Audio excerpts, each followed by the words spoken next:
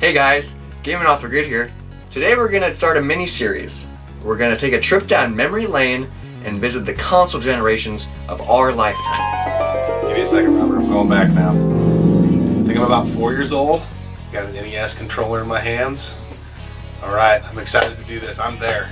This is a little bit before your time. Yep. It's going to be really exciting. We're going to revisit the 8-bit era. Before we dive into it though, beer. We're going to cover the Unibroue Tres Pistoles. This is the second Unibroue beer that we're going to review. This is a Belgian-style dark ale, and it comes in at 9%. Really excited to share it with you. Super excited. And I'm excited about the conversation that's about ready to ensue. Pour yourself a beer. Stay tuned for this episode of Gaming Off the Grid.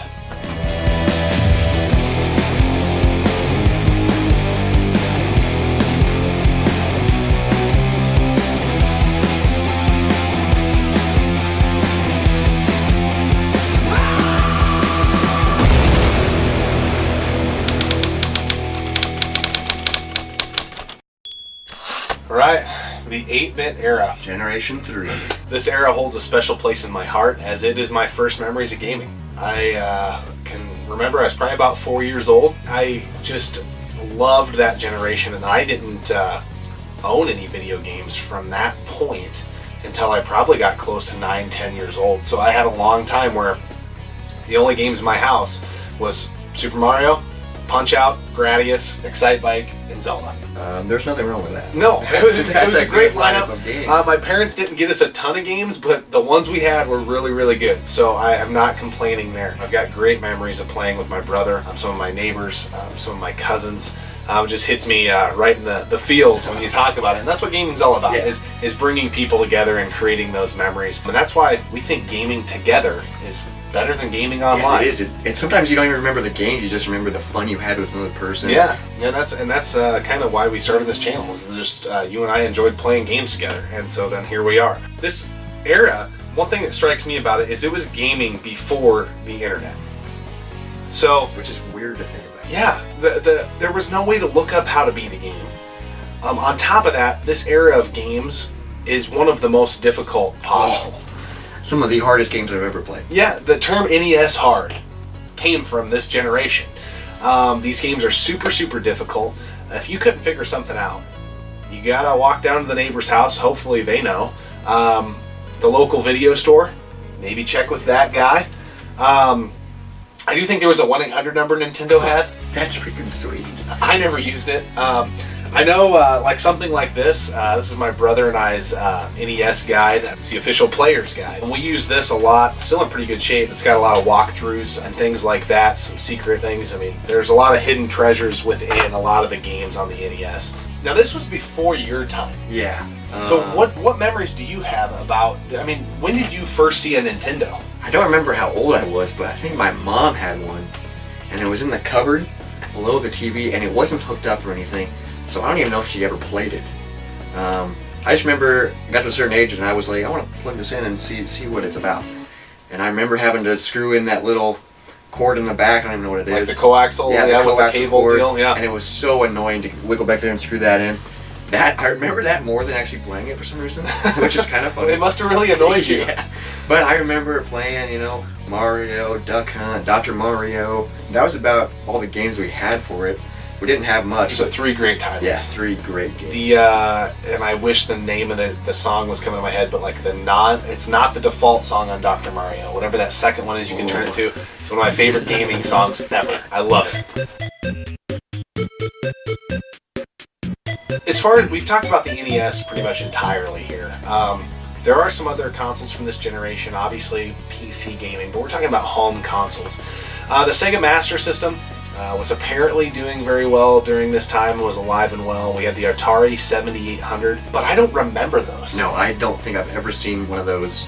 I mean, I've seen them now, but back then I didn't even know they existed. Yeah, and from my memory, my first memory of Sega was the Genesis. And it's weird, I had a lot of friends that had a Nintendo, but I didn't even know Sega was a thing until that following generation. Obviously now I do, and I know what a Master System looks like, and I've played some of the games, but from my memory, they weren't even blips on the radar for me when I was 4, 5, 6, Well, 7 years old. you're just like, what is this thing in front of me? Like you're not looking for new things. Yeah. The internet's not there, so. So not that they didn't have impacts, but they didn't have impacts, I guess, on us. Yeah, not a person. I know on me, they definitely didn't. So the games that we still like playing today, that's really important. I mean, a lot of times, you have a nostalgic memory of something, and then when you actually revisit it, it doesn't quite live up to what you thought. Sometimes you revisit a game and you're like, this game is garbage. Yeah. But personally, I know, I think I mentioned in a prior episode, my favorite Zelda game is The Legend of Zelda on NES, and I'm probably in the minority. I think a lot of people like Link to the Past, Ocarina of Time, and probably Breath of the Wild. That's a big one right Yep. now. All great games. I love all of them. But that first one, for whatever reason, it's really important. I beat it within the last year and a half, again, just because I like keeping my chops up on that game. Punch-Out, I play that on the regular. I try proving to myself I can beat Mike Tyson at least once a year. Just got to keep my chops up on it. I like going to the arcade and they have that Punch-Out machine, and I like just playing it and having people watch me. Watching you play that, it's incredible. Yeah, so it's a lot of fun. So that's good. You mentioned Dr. Mario. Oh, Dr. Mario, such a sweet game. That game holds up very well. We actually, before we shot this video, almost beat Mario. We only played it for like 10 minutes, but we were just humming right through it. Boom, boom, boom. Time warps. Yeah, it was awesome. I've always loved the Batman game. I'm a huge fan of Batman, and this is my favorite Batman game, the NES version. It's kind of got a maybe like a Ninja Gaiden type vibe to it, which is another great series on the NES that I love. And this game is great. It's from the Michael Keaton era, and Michael Keaton is my Batman. Okay. Yeah, I'm just saying. Whatever you say. Just gonna get that out right now. He will forever be my Batman. And then probably a game series that is, I don't know, probably my favorite, just because of what it launched me into, is Gradius. Oh, Gradius is badass. Yeah, it's a great game. I love shmups, and I would have never even explored that category had I not had this game when I was a kid. I've played all the Gradiuses. That and R-Type are probably two of my favorites. And we just recently played through Gradius on the NES Classic. Yeah, that was my first time ever experiencing the game. Yeah. And I was like, what is this? And it was so much fun, and it was so hard, and oh man. And you say it's so hard, and we had save states. Yeah, back then you didn't have Imagine this game without save states. It was frustrating even with save states. Yeah. Like, oh man. Yeah, no, it's incredible. There's been some great ones beyond this point, but the first one is fantastic. It's iconic. Yep. Tetris, obviously, the Metroid games. I don't have Castlevania sitting here, but that's one of my all-time favorite games series. I didn't play 2 and 3 in the moment. I've revisited them now that I've got an awesome collection and been fortunate enough to build a game room and everything.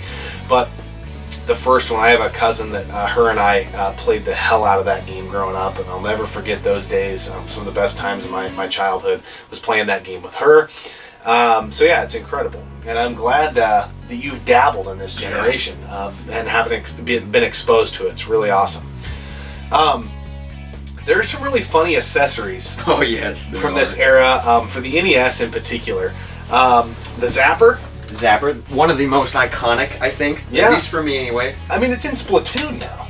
I mean, you can play with this in Splatoon, so that's pretty sweet. It's pretty cool. It's not very good. This is the only accessory that I knew about, and I actually had when I was younger. Duck Hunt, obviously. Yeah, but this is the Duck Hunt Zapper gun. The Power Pad. I had a guy that used to watch my brother and I occasionally. His name was Jimmy. He had this Power Pad that laid on the ground. It's got the red and blue buttons. I'm sure a lot of you have seen it. It was like a track and field game. I think you could use with it. It was unique.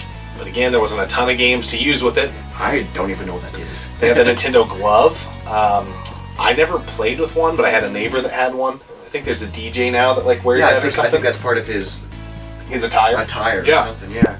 They're kind of hard to find. They do fetch a pretty penny now. But I think it was more of a novelty thing than anything else. Rob the Robot. I'd like to get my hands on one someday, but I don't really think it serves a ton of a purpose. The Game Genie. This was something that I actually had and was really, really important. Again, gaming before the internet, this was a way to almost jailbreak your games and you to be able to use codes and things like that. There's a book that came along with it, which I have back on the shelf there. You basically slid this end into your console, the cartridge into the back side of this, and the Game Genie was unleashed. And then you would put in your codes and it can give you infinite lives, That's awesome. max out your weapons, different things like that. Wow. The cleaning kit, don't blow in your games, kids, especially for us collectors who are older now. Yeah, did you do that? Yeah, I didn't even know that was a thing. Yeah. We would put in games that wouldn't work, so you just... Yeah, I think I did that too. But here's a cleaning kit that is really, really good to have now, especially when you're cleaning your cartridges as a collector. But a lot of people had this. There's a piece that goes into the system to clean the pins. And there's also a like swabbing device with a wet side and a dry side to clean the cartridges, which is really, really important and better than blowing into the cartridge. I can't tell you how many cartridges I've picked up somewhere, ordered, and they get here and it just has a bunch of people's nastiness all over it. So it's pretty delicious. Exciting. Yeah, it is delicious and nutritious. How do you think this console holds up today? I think it holds up very well. We recently played the Nintendo, and besides like the finicky, like the game won't load. Getting it to start. Yeah, getting it to start. Yeah. It plays well. It looks fantastic, which is sweet because it was before my time. Yeah. It looks better than I do. Well, come on now. I mean, there are people who have made their careers just off of collecting for this. I think of like Pat the NES punk. I've learned so much from that guy. He's actually got a book out. He's got a great YouTube channel. If you guys haven't checked it out, you should definitely look at that. And then the release of the NES Classic, I think just shows that this generation is still alive and well, even though it has not been around for years. We're 25, 30 years, I think, since this And it's console. still thriving, which It is is. sweet. There's still new releases. You were just telling me Holy Diver. Yeah, There's they're, like a collector's they're coming edition. out with a collector's edition, and it's the actual cartridge, which is super Which cool. wasn't released in the U.S. like 29 years ago or something, and now it's getting released. That shows that it's Yeah. still today. Yeah. It's still standing. It's crazy. It's definitely unbelievable that there's a console released that long ago that still has such a cult following and just a loyal following, I guess. If you haven't jumped through that library and at least clipped off, the general top 10, top 20 games in most people's countdowns, you really owe it to yourself to revisit Generation 3, the 8-bit era. It is fantastic, and the modern stuff, I'm sorry, it just does not hold up to some of these older, iconic, classic games. You really had to dive in and lock in and master the games to be able to beat them, and it's a lot of fun. What did you think of the beer? I think it was pretty good. So it's a dark Belgian. I'm a big Belgian fan. Haven't had a lot of dark Belgians. I'm picking up a lot of like dried fruit, maybe like a dried fig taste, dark cherries maybe, good mouthfeel. Not as thick as you would think. Yeah, it's kind of like a thinner dark, which I prefer because I like thin beers. But it has very good flavor. The first sip I took, I was just like, wow, this is delicious. It's good. I think if you like Belgians, you should try it. I think, and this is kind of a weird comparison, but I think if you were like a red wine fan, I think this would be a beer that you would probably really enjoy. Yeah. It's definitely got that, there's a dark, like dried fruit element that I'm picking up on every swig I have of this. Admittedly, I don't like it as much as I like the Le Fin du Monde. I don't know where you fall on that. I would have to try it next to each other. Yeah. But it's good. I would definitely try it again. Yeah, I would definitely recommend it. Yeah, I'd recommend it. It's definitely not my favorite beer I've ever had, but it's really good and it's really unique. Yeah. I mean, name another beer you've had that reminds you of this. This one. Yeah, I don't think there is one. So, I like trying unique stuff and different stuff. So it's really good. This is the second beer we've done by Unibroue, and both were fantastic. We might have to explore and see what else they got. Yeah, because it's a good. Yeah, definitely. Straight out of Canada. So that about does it for this episode of the series. Don't forget to find us on Facebook, follow us on Twitter, subscribe to our YouTube channel, and please leave a comment below. I want to hear your stories. Yeah. Maybe video ideas, beer ideas. Yeah, and tell us what your memories are from this era. That's really fun. We've had a lot of fun getting prepared for this little series of episodes that we're going to do.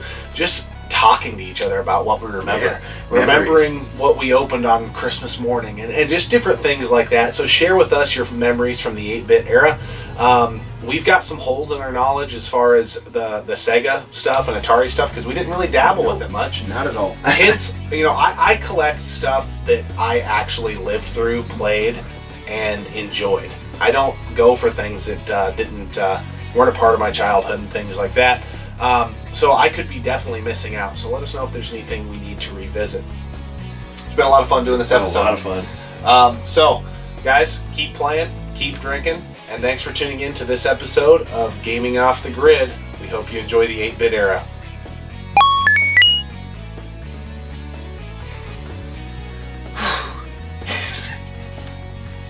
Down memory lane and revisit our console generator.